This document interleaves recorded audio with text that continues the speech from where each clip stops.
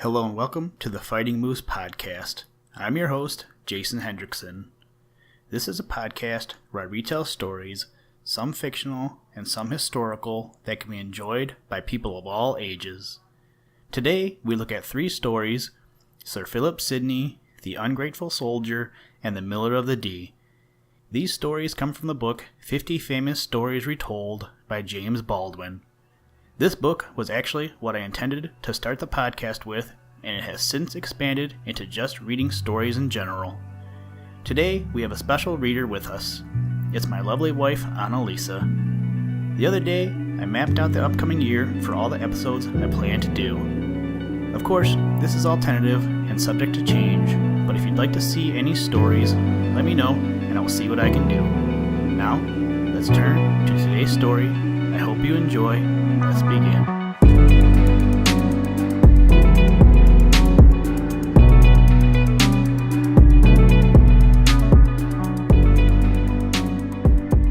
Sir Phillip Sidney.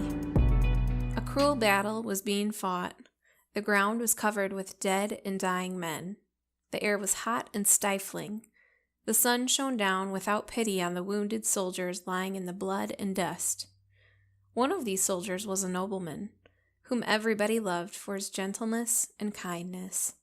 Yet now he was no better off than the poorest man in the field. He had been wounded and would die, and he was suffering much with pain and thirst. When the battle was over, his friends hurried to his aid. A soldier came running with a cup in his hand. "Here, Sir Philip," he said, "I have brought you some clear, cool water from the brook. I will raise your head so that you can drink." The cup was placed to Sir Philip's lips. How thankfully he looked at the man who had brought it. Then his eyes met those of a dying soldier who was lying on the ground close by. The wistful look in the poor man's face spoke plainer than words.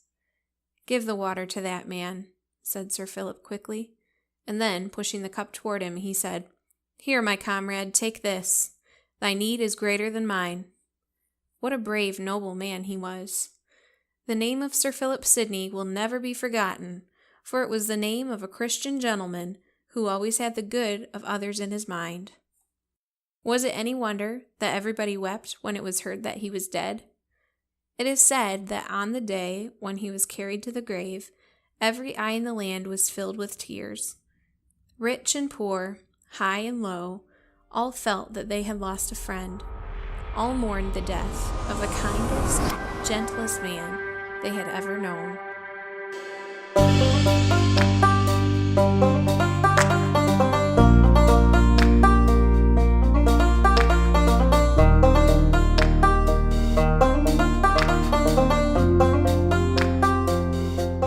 The Ungrateful Soldier. Here's another story of the battlefield, and it is much like the one which I have just told you. Not quite 100 years after the name of Sir Phillip Sidney, there was a war between the Swedes and the Danes. One day, a great battle was fought, and the Swedes were beaten and driven from the field. A soldier of the Danes who had been slightly wounded was sitting on the ground. He was about to take a drink from a flask. All at once he heard someone say, "Oh, sir, give me a drink, for I am dying." It was a wounded Swede who spoke. He was lying on the ground, only a little way off. The Dane went to him at once. He knelt down by the side of his fallen foe and pressed the flask to his lips. "Drink," said he, "for thy need is greater than mine." Hardly had he spoken these words when the Swede raised himself on his elbow. He pulled a pistol from his pocket and shot at the man who would have befriended him. The bullet grazed the Dane's shoulder, but did not do him much harm. "Ah, you rascal!" he cried. "I was going to befriend you, and you repay me by trying to kill me. Now I will punish you. I would have given you all the water, but now you shall have only half." And with that he drank the half of it and then gave the rest to the Swede. When the king of the Danes heard about this, he sent for the soldier and had him tell the story just as it was. "Why did you spare the life of the Swede after he had tried to kill you?" asked the king. "Because, sir," said the soldier, "I could never kill a wounded enemy." "Then you deserve to be a nobleman," said the king, and he rewarded him by making him a knight and giving him a noble title.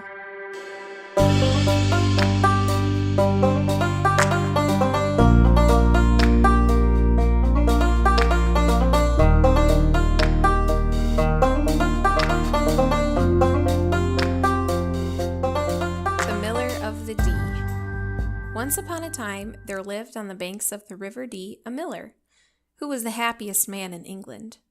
He was always busy, from morning till night, and he was always singing, as merrily as any lark. He was so cheerful that he made everybody else cheerful, and people all over the land liked to talk about his pleasant ways. At last, the king heard about him. "I will go down and talk with this wonderful miller," he said. "Perhaps he can tell me how to be happy." As soon as he stepped inside of the mill, he heard the miller singing, "I envy nobody, no, not I, for I am as happy as can be, and nobody envies me." "You're wrong, my friend," said the king. "You're wrong as wrong can be. I envy you, and I would gladly change places with you, if I could only be as light-hearted as you are." The miller smiled and bowed to the king. "I am sure I could not think of changing places with you, sir," he said.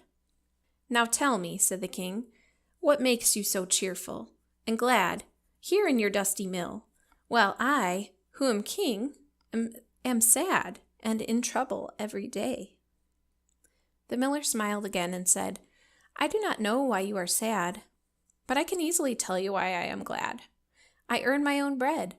I love my wife and my children. I love my friends, and they love me, and I owe not a penny to any man. Why should I not be happy? For here is the River Dee, and every day it turns my mill, and the mill grinds the corn that feeds my wife, my babes, and me." "Say no more," said the king. "Stay where you are and be happy still. But I envy you. Your dusty cap is worth more than my golden crown. Your mill does more for you than my kingdom can do for me. If there were more such men as you, what a good place this world would be. Goodbye, my friend." The king turned about and walked sadly away, but the miller went back to his work singing, "Oh, I'm as happy as can be, for I live by the side of the River Dee."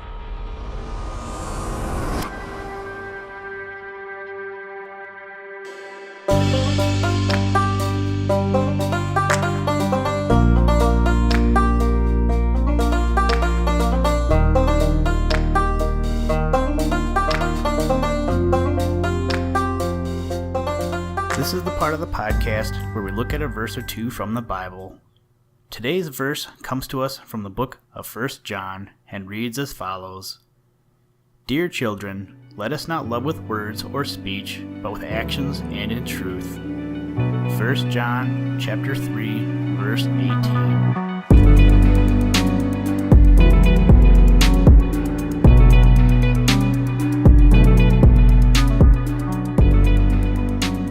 Thank you for listening to this episode of the Fighting Moose podcast. Please join us next time as we look at the story of Perseus from the book Heroes Every Child Should Know by Hamilton Wright Mabie. Today's music was provided by the artist Drake Stafford and the artist Blue Dot Sessions.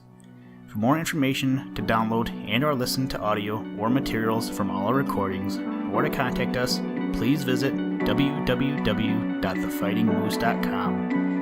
And as always, try and do a random act of kindness every day. Woo! Shark attack, nom nom nom nom. Jellyfish, hand sandwich, turkey, snowman, dolphin, helicopter, last supper, monkey in a zoo. What? Gear shift.